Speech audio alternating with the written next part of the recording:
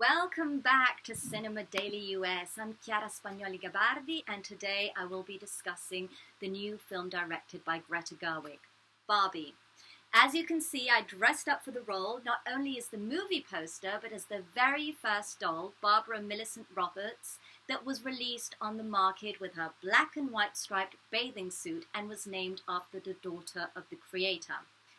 Therefore, I'm ready to delve into the world of the glorious Mattel doll that came to life in 1959. More than 40 computer animated films have been made about her, but this year, 2023, is when Barbie lands on the silver screen for the first time in a live-action movie. And I must say that at 64, Barbie still looks divine and as divisive as ever. In fact, if you saw the trailer of the film, you might have noticed that it says that if you liked Barbie, this is your film. And that if you did not like Barbie, this is also your film. And this is precisely the successful trait of the screenplay penned by Greta Gerwig and Noah Baumbach. The film begins in the utopian, colourful and joyful realm of Barbie Land, but suddenly everything changes when Barbie and Ken find themselves catapulted into the real world. That is when their journey of self-discovery begins. Therefore, those who loved Barbie will revel in the pastel colour palette, particularly Pantone 219. They are probably amongst those who caused the global shortage of pink paint. And also those who loathe the plastic doll will appreciate the existential approach to the story. I must say that the casting of this film couldn't be more perfect. Margot Robbie not only resembles Barbie's beauty, but her versatility as an actress allows her to bring to life the naivete, humor, and indomitable spirit of Barbie. She truly instills humanity in the doll. And Ryan Gosling, wow, he is just as exceptional in his comedic support. He does not just bring looks to the role of Ken, but also the willingness to be a little foolish and dazed, and he sings and dances. You will definitely find some choreographed moments worthy of the best musical genre in this film. Furthermore, the movie very well portrays how the doll through the decades has kept evolving. Ever since it arrived on our shelves in the late 50s as a blue-eyed blonde, she has become a symbol of inclusion, representing different nationalities, which is something that is very well shown in the film's supporting cast, with Issa Rae, who is of Senegalese descent, playing President Barbie, and there's also Judge Barbie, played by Filipino-Jewish Anna Cruz Kane, and the same goes with the Ken characters, since we have Chinese-American Simu Liu, Rwandan Scottish Nkutu Gatwa, and Trinidadian British Kingsley Benadir. Diversity is brought to Barbie Land with a variety of talented performers who provide insightful entertainment. I particularly enjoyed Kate McKinnon as Weird Barbie and America Ferrera as a Mattel employee who befriends Barbie in the real world. They are absolutely terrific. And in the film, we witness how the fantastical dimension coalesces with some historical references. For instance, we have a fictional CEO of Mattel, played by Will Ferrell, interacting with Rhea Perlman, who plays the actual creator of the doll, Ruth Handler. And actually, there is the real Ruth Handler in the film, who has a cameo as she sits on a park bench chatting with Barbie Margot Robbie. So basically, what is impressive about the movie is how director Greta Gerwig leaves nothing to chance. There is even a nod to the Aqua song Barbie Girl. It wasn't certain if it would have been used or not, since there had been bad blood between the pop band and the toy company Mattel, but it's there. In terms of directorial choices, I found Greta Gerwig extraordinary. The opening scene alone is outstanding. It is a clear, ironic, and clever tribute to Kubrick's 2001: A Space Odyssey. And even the very last scene of the film, without giving it away, does not succumb to cliches or expectations. In terms of disruption that is caused by the collision of fiction and reality, I felt there was a reference to the Purple Rose of Cairo, because Barbie visits the real world, but also the real world goes to Barbie Land. And then there is Helen Mirren's narration, which is ingenious.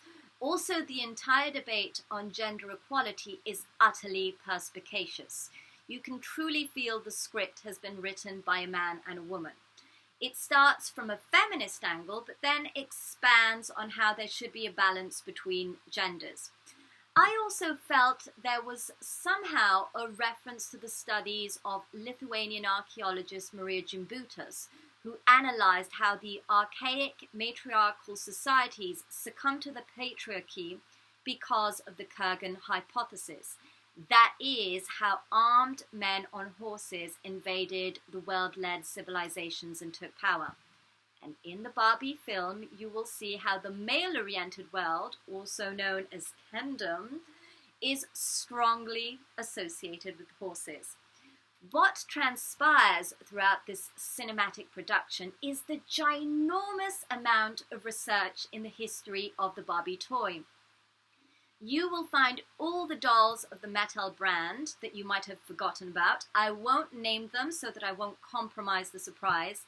And then all the themes that torment women in the real world are included, from anxiety to their role in society, in the work environment, in the private sphere, not to forget the number one enemy, cellulite.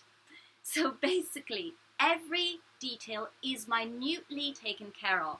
The scenery and costumes are ever so beguiling. Barbie's wondrous dream houses have been curated by Sarah Greenwood and Katie Spencer, who drew inspiration from the mid-century modernist architecture, whereas the wardrobe selected by costume designer Jacqueline Duran undoubtedly emulates by the book some of the most iconic outfits in the history of the doll. The Barbie universe, therefore, is represented with outstanding accuracy, but also with constructive criticism that addresses topics of identity, consumerism, and the idea of going beyond the surface of things. And this is an aspect I will not unveil to you because I do not want to spoil your emotional ride during the vision of the motion picture. What I will say is that the film is basically a classic coming-of-age tale with some glitzy fun frills that entertain and adorn a path of self-education. At the end of the day, perhaps there will still be those who believe that Barbie is a bad role model. I personally see Barbie as something with a remarkable potential. First and foremost, because she paved the way for little girls to imagine themselves as empowered women. Barbie, as the film shows, could choose any profession she liked, whether it was a lawyer or an astronaut. She arrived in people's homes at the end of the 1950s, and in her world, she did not depend on a man. Actually, he was one of her accessories, just like the house, car, and clothes she owned. If we think of the United States alone, it wasn't until 1974 that the Equal Credit Opportunity Act passed, allowing women to open a bank account on their own. Barbie had got there a decade earlier. Also, the criticism regarding the body image presented by Barbie is cunningly torn apart in the film, because the doll doesn't have realistic anatomical features. And as a matter of fact, children don't really identify with the physicality of Barbie, but rather with her world. Something instead that could be argued is that Barbie was not the first doll of its kind. In fact, Ruth Handler found inspiration for her plastic figurine after she visited Germany with her family and got acquainted with another doll that was first launched in 1955, Bild Lily doll, which was actually produced for a short time, only until 1964, and was based on the comic strip character Lily for the German tabloid newspaper Bild. A motion picture on this character was actually made in 1958, just 1 year before the American doll was launched on the market.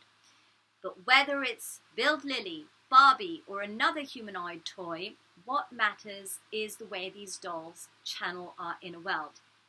And Greta Gerwig, with the Barbie film, has transposed her social commentary upon a legendary character in a remarkable way, encouraging viewers to become the best version of themselves, of ourselves. So, here at Cinema Daily US, we usually like to conclude our reviews with a grade, and this film has earned a straight A from me. Oh, and one more thing before I go. If you were wondering whether I used to play with Barbies or not, let me introduce you to my Barbie Marilyn Monroe. And then we have Barbie Vivian Leigh. And then, of course, Barbie Audrey Hepburn. So as you can see, I was quite the Barbie girl back in the day, and my Barbie world has always been my one true love, cinema. This is Chiara Spagnoli Gabardi. Thanks for following us. Ciao.